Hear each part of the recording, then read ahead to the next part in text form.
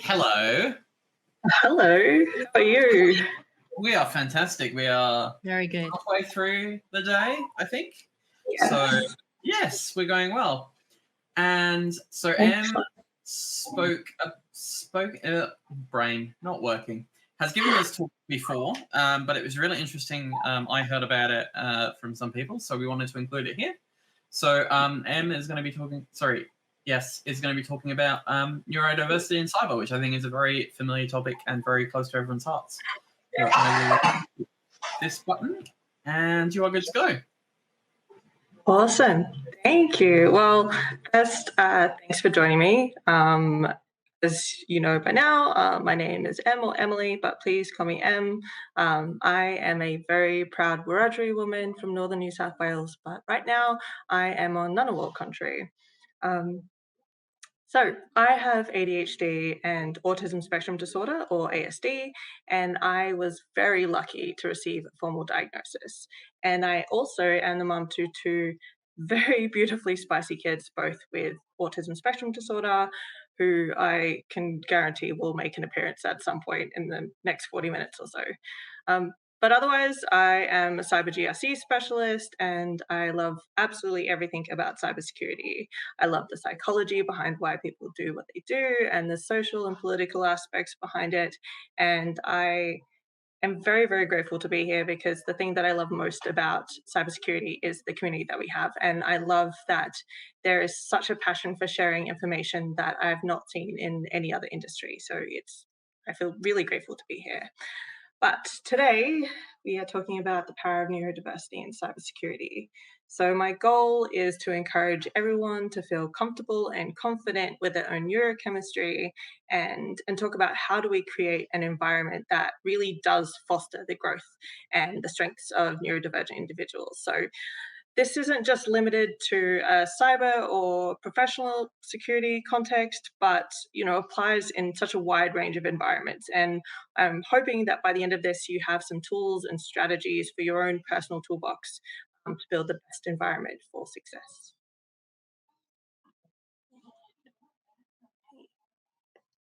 So for those of you who are in a leadership position, my aim is also to help you better understand your team.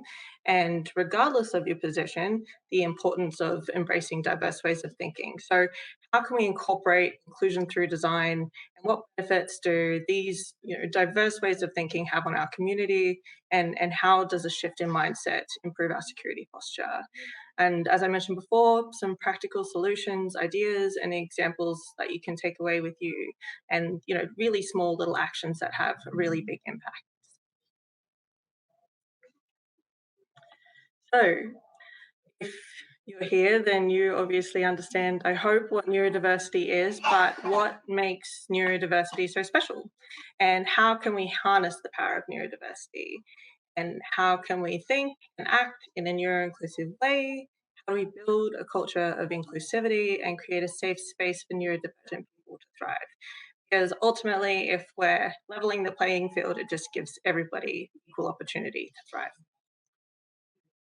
But to start with, we'll go back anyway, which is, what is neurodiversity? So in its inception was primarily associated with autism spectrum disorder, or ASD, which was coined actually by an Australian. Her name was Judy Singer.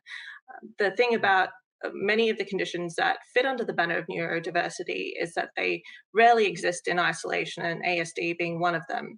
And it really does represent just a huge spectrum of infinite neurological and cognitive variations. So these days, when we talk about neurodiversity, we're not just talking about ASD, we're talking about 23 very unique conditions that, while overlap, represent just the incredible diversity of how our brain functions and how we interact with the world around us based on the very special and beautiful, unique architecture of our brains, and an emphasis really on the outliers among us and what makes us all so unique.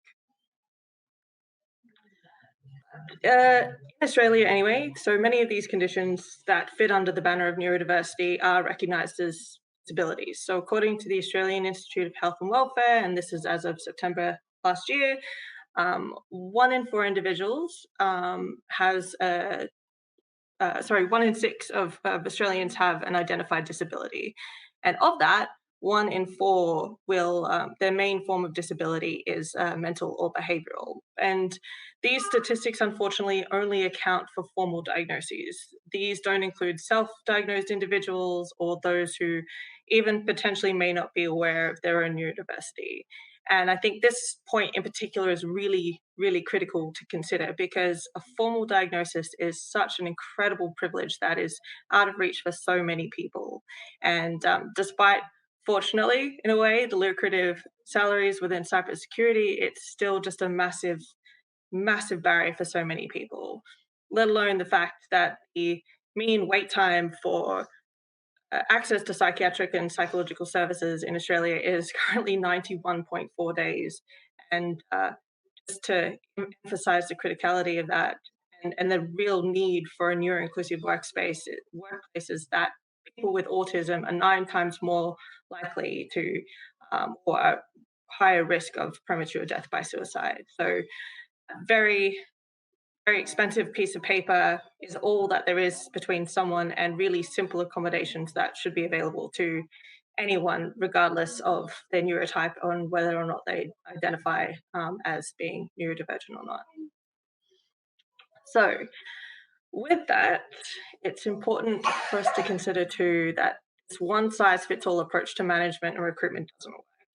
And for that, it means that too often neurodivergent individuals struggle, with bureaucracy and red tape and these rigid structures and the lack of accommodations, which only creates barriers and contributes to negative experiences for so many neurodivergent and neurotypical people as well, which in turn leads, unfortunately, to an underutilization of our skills and burnout and poor mental health.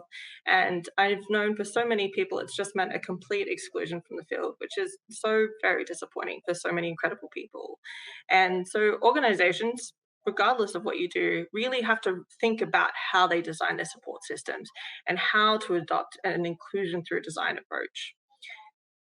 Inclusion through design, as I've described above or there on the screen, is the deliberate and thoughtful creation of processes, environments, policies, and practices that are inherently inclusive and accessible to anyone, but particularly to individuals with diverse needs. And by enabling usability, inclusivity, and accessibility, we are quite literally leveling the playing field for everybody, giving everyone the same opportunity.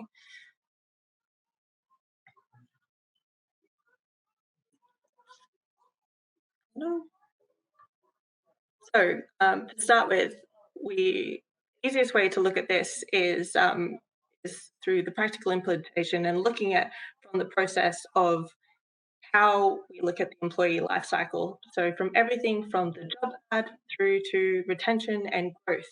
And so rather than retrofitting accommodations, using this inclusion through design process, it really considers the needs of all individuals from the outset. So we're ensuring that no one is excluded, no one is disadvantaged due to differences in their cognitive or sensory or physical abilities. And we're really designing a really diverse way people to participate. And it really can be just as simple as flexible working arrangements, sensory friendly workplaces, and making sure that we have really clear communication. One of the things that I feel incredibly grateful for too is that over the past almost 2 years now, I've had the privilege of speaking to so many leaders across cybersecurity about neurodiversity. And one of the consistent topics is hiring. So, how do we make it possible and easy for neurodivergent people to apply for roles? And this is, of course, once you've created that safe space within your organization for neurodivergent people. But like I mentioned, if we look at it from an employee life cycle point of view, we can look at really practical ways that we can implement skills and tools and procedures and an environment that allows everyone to flourish. So, starting with the job ad, firstly, if we look at it again from a context, clarity, and specificity point of view, neurodivergent people are not robots and we don't have time to read between the lines. And a dyslexic person wants you to get straight to the point, and an autistic person wants to know exactly what you want. that involves using straightforward and jargon-free language and avoiding idioms and colloquialisms and even really technical terms, because even with just such a small industry sort of you know, words that may mean one thing in one discipline, they could mean something completely different in another. And so it's really important that we explicitly state what it is that we mean and what essential skills and qualifications we want from people or required for the role. I know for myself, unless I can tick every single box on that job list, I am not going to apply. But these are the things that really make the difference between getting the person you want and just getting every man and his dog applying. And with that too, it's really important that for the individual, they can see what an average day looks like, and what does flexibility look like for your organization. What benefits do neurodivergent individuals have applying for jobs with your org, especially if that's what it is that you're trying to do. And with that, I think there's one bugbear that everybody has, which is about filling in your resume after you've just uploaded your resume onto a portal with the exact same information that you've already given. So one thing that has been a really interesting piece of advice and thought that I've heard from so many people is how to provide multiple application methods. Is it, submitting a resume? Is it recording a video instruction? I think it's the UK government offers opportunity for graduates or trainees in certain programs to upload a video about themselves, which can really be helpful in for individuals who are dyslexic or have dyscalculia, and writing may not be their strong suit. Um, Many, as I mentioned, like really emphasize what benefits there are to individuals who are neurodivergent, who want to apply for your organization if that's what the aim is. Next is the interview. And I have two very fun and not so fun, interesting stories to share with you about interviews. But the first one was for the role that I'm currently in, and it has to be hands down the best interview experience I've ever had. And I don't say that either just because I work there. I absolutely loved it because Jess from our people and culture team, and by the way, I've given her this feedback as well, is she first asked me before she could call me for the pre-interview chat. And then even before the interview, she followed up and let me know what to expect from the interview. She told me what to prepare and told me about the person that I'll be meeting with, which is my new boss, or my new now boss.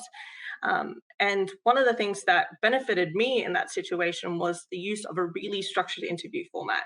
So I had access to the interview questions ahead of time, which meant that it was more predictable and less anxiety inducing.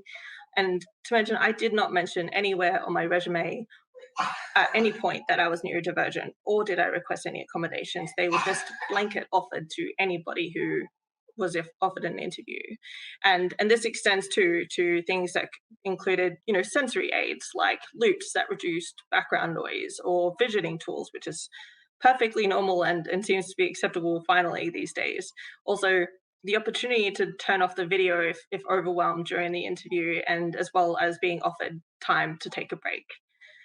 Um, for this particular interview, though, my totally favorite part of it, though, was that about 20 minutes into what would have been a 40-minute interview, my then 4-year-old decided he was going to have the absolute biggest meltdown in the history of ever. I've never seen this kid lose his mind like that. And I spent a fair portion of the interview with my arm outstretched, holding him out of frame so that they couldn't see that he was furiously hitting me. And then he immediately just passed out in my lap. So I spent the second half of my interview with him asleep in my lap and continued on like there was no business. There was no reason to stop. And probably if I had been given the opportunity to stop, I wouldn't have come back and I wouldn't be working where I am today. So I'm very grateful for that opportunity. And I don't know what that says about working under pressure, but I think I nailed it that time. On the flip side, though, some people don't do well with formal interviews, and formal interviews don't get you what you want. I have an example from a friend of mine, and who said he was at a conference when he was approached by someone who mentioned in their conversation that they had applied for a role at the company that he works for. But unfortunately, due to his own anxiety, he completely ghosted the interview. He just didn't show up. He never messaged them back. And my friend, being the very intuitive individual that he is, he could see that this person had passion and drive and skills and the capabilities that needed for the role. And so he set up a casual coffee date, so to speak, technical lead in this individual. And safe to say that this person now has a job with this company just from that one opportunity that was taken to do something different than what should have been normally expected, and meant that this person was able to achieve like really great things within the company. So I think there is a reason why HR and recruitment processes have been the same for the past 5 billion years. And I think ultimately it does really work for the vast majority of people who can put on a mask figuratively and their pants literally and show up for an interview. And even then, still quite often we just need to, do what we want from our candidates, which is to come up with alternative solutions to get the job done. And I think that's two interesting examples of how things don't always work the way that you want them to, and you have to think outside the box to get things going. Ooh. So next is the offer, which is obviously the best part, sort of. Um, I am absolutely a people pleaser, and I will say yes to anything offered to me in fear of upsetting someone. So, when providing that job offer, that letter of offer to someone, please make sure that it outlines the terms of the employment. Everything that you're expecting of them, that you're offering them, should be written down. And the most critical part of that is saying, we don't want a response right now. Call it out that the offer doesn't need to be accepted immediately, and give that person 24 to 48 hours to think and understand the offer. Because sure enough, someone like me will say yes without actually considering whether it's valuable for me, whether it's a job that I actually want to take, even if I'd interviewed for it. And then on the other side, if someone is unsuccessful, be honest. And I think this applies in whatever scenario it is when you're giving feedback. Consider giving someone written feedback. Allow someone the opportunity, especially for a neurodivergent individual, to review it at their own pace and to think about it and reference it later. And this applies, like I mentioned, to performance feedback. Ask them about their preferred format. Some may only want written feedback, some may want to have a face to face discussion to clarify anything that's may have been left out or is not clear, because rejection sensitivity dysphoria is a very real condition, and that ambiguity and lack of communication just ruins it for everybody. So we get on to the good stuff. And if you're a neurodivergent person or a leader with neurodivergent people in your team, and hopefully you already understand benefits and special things that neurodivergent people have to offer when it comes to cybersecurity. It is absolutely by no means a superpower.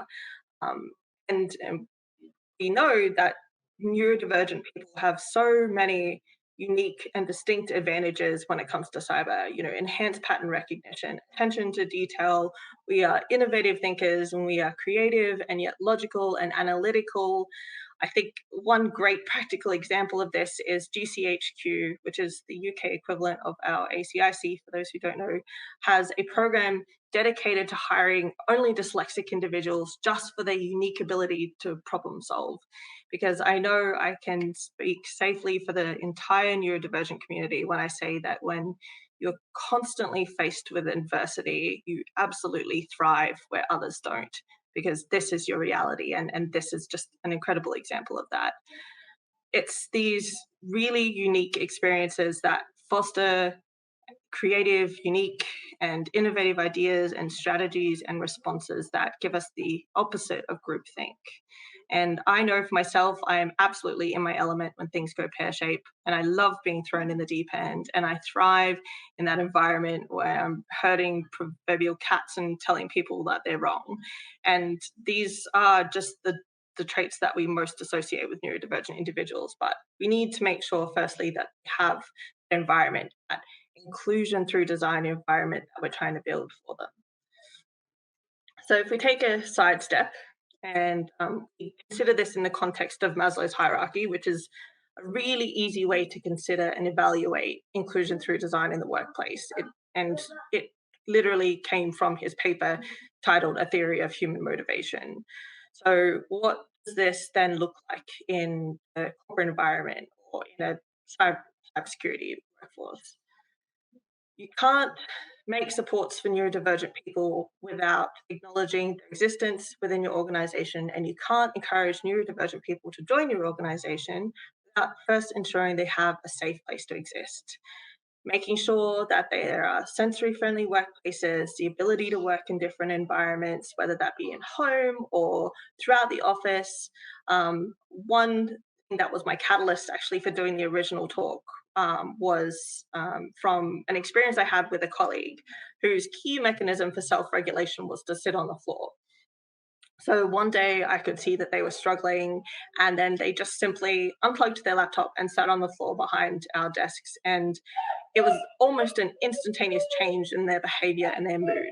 I could see that they were starting to be able to self regulate and that they were calmer and they were becoming more productive again. And because there is a real science behind the benefits of literally just sitting on the floor. But a manager noticed us as we were sitting there, and they asked what we were doing. And more accurately, they mocked us because I had joined them because who wants to sit in an unergonomic office chair? But I explained anyway that sitting on the floor was what helped me personally feel grounded and helped me focus better than sitting at my desk. And so what was a simple, beneficial self practice for self regulation and improving our own productivity, which is essentially what they wanted, became this huge source of amusement throughout our office and actually was their subject or a key point on their subject for a conference talk about hiring for diversity. And yet, somehow they had managed to make a complete mockery of their diversity hires on about the same thing. So, how do we make it safe for someone to sit on the floor?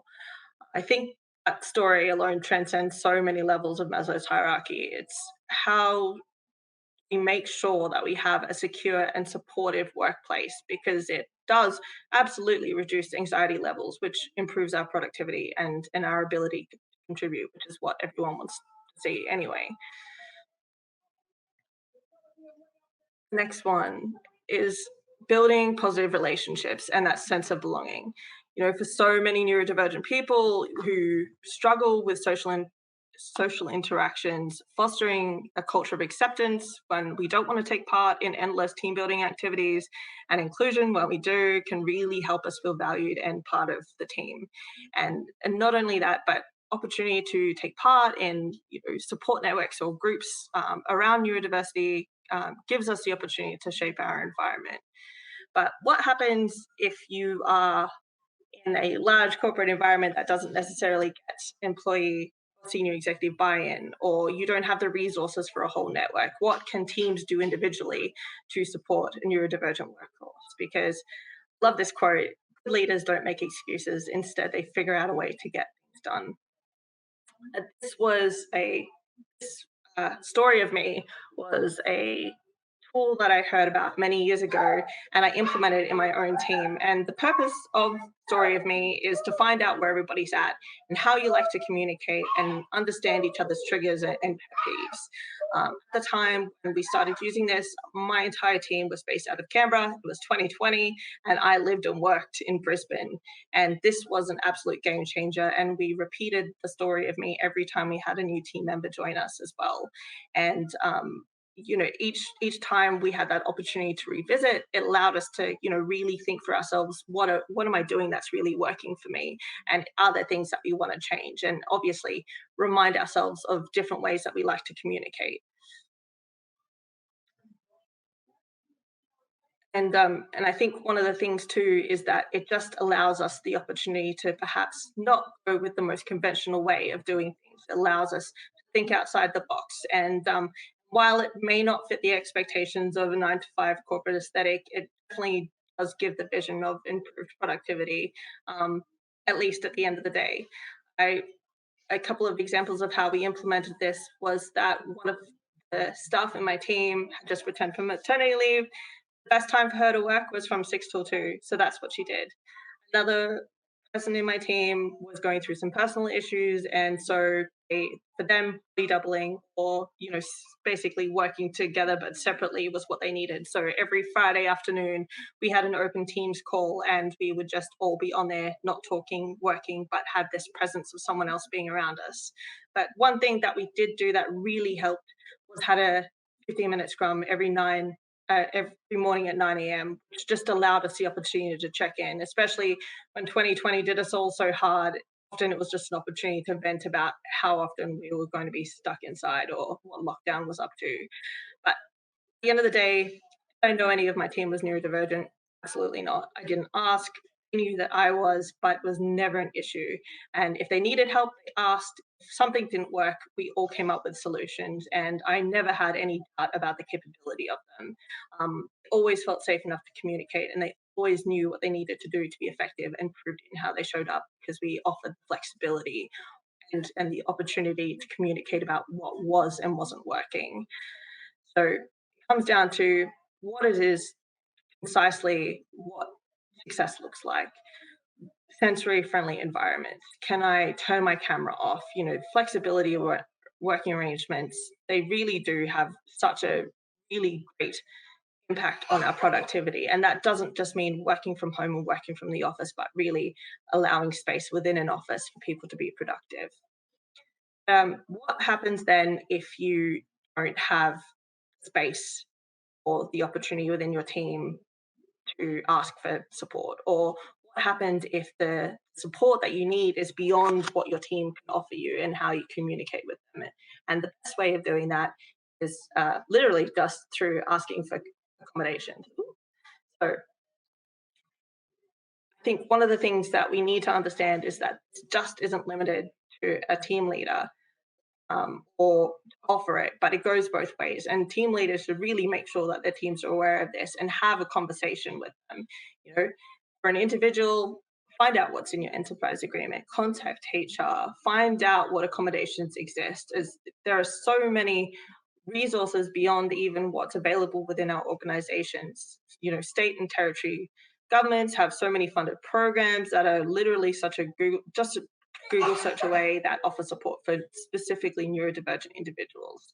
Of course, the thing here is always and I think something that I personally forget about being a very spicy ADHD individual is that if it isn't written down, it never happened. But the end of the day, I hope that everyone still feels safe enough that they can go and ask for these accommodations, and that they're going to get support from their team. But if nothing else, always make sure that you understand what you're asking for. Go to the right person, be clear and specific, make sure you follow up, and make sure you write it down. So we at a point now where we have created an environment that supports our basic needs and ensures the retention of our neurodivergent people. And it goes without saying that this has given us now the opportunity to improve our self-esteem, because that's the next stage, and allows us the opportunity to contribute. And so we're reaching a point of finally self-actualization. Supporting neurodivergent staff, though, in reaching their full potential, and I'm not sure if you can hear a toddler singing outside, but there is a toddler singing and it's driving me mad, is that providing accommodations and personalized development and a culture that encourages individual growth and learning, we are really allowing neurodivergent people to develop their skills and interests, and allowing them the opportunity to excel and contribute to an organization's success. And it's recognition and appreciation and opportunities for advancement that are essential for self-esteem of everybody. Neurodivergent employees have such a unique set of skills and talents, and acknowledging them and celebrating them boosts our self-esteem, like I mentioned, reaches that point of self-actualization. And for this, and I think when it comes to growth, this may not necessarily look like a clear-cut promotion. It may just be the opportunity to follow our unique passions where they intersect with our role. And it's just a great way to encourage and enable growth, especially in a tech field or the tech industry. There are so many overlaps that we have the opportunity to take part in other disciplines or extend our skills, or take information from other teams, or secondments that may mean that we can bring something back to our team. So we have our toolbox now. We have our safe space. We know how to meet Maslow's hierarchy of needs and provide opportunity. But it's not just about embracing diversity to the detriment of sameness. So it is about meeting in the middle. It is about leveling the playing field. Embracing neurodiversity not only benefits neurodivergent staff, but really enhances the overall performance and culture of an organization. And we are setting the stage for high-performing teams and innovative solutions. And at the end of the day, organizations that are innovative are more likely to be successful and ultimately improving our security culture. And I finished up early because I like to do that, and I like to allow space for people to take a break. So please feel free to ask me questions if you have them. Otherwise, you can reach out to me on LinkedIn. I have a full drive full of resources and research, and obviously memes that I would be more than happy to share with anybody who is interested. Thank you very much for listening to me talk about neurodiversity and cybersecurity. No, thank you. I think there was a lot of people in the conference channel talking about it. There's been some interesting articles posted. Oh, and yes, we could hear the toddler singing. It was very good singing. Just pass that on. Well, I'll let him know. I think we had one question, which I think would be interesting to talk about. Have you found you needed to modify Scrum/stand up for neurodivergent people? I think it's quite an interesting one in terms of like process-driven things that are very like, you must be here, you must do this kind of thing. So in that instance, there was a couple of people in the team that just absolutely hated coming to them for fair reason, and so it was an optional experience. But every time we went through them, I was always sharing my screen with like a note for the day. It had who was off, who was on, what I was doing as a team lead. Like, is there something that like, please leave me alone because I really need to get this done until a certain amount of time, and allowed other people the exact same opportunity. It wasn't just limited to me because we were a really busy team. So it was always very action driven, as well as whenever I needed something from somebody, it was always written in there and it was always followed up, and everyone got a copy every day because I don't remember anything unless I write it down anyway. And I can't speak for anyone in my team, but there were definitely a few forgetful individuals. So wherever possible, it was written down, it was clear, it was dot pointed. That's probably the best way of doing it. Awesome, fantastic. Look, there's a couple more questions in Discord, so it'd be really good to get your thoughts on those. But thank you very much for joining in. It's been great. Thanks for having me. You are more than welcome. Oh, people are messaging me things.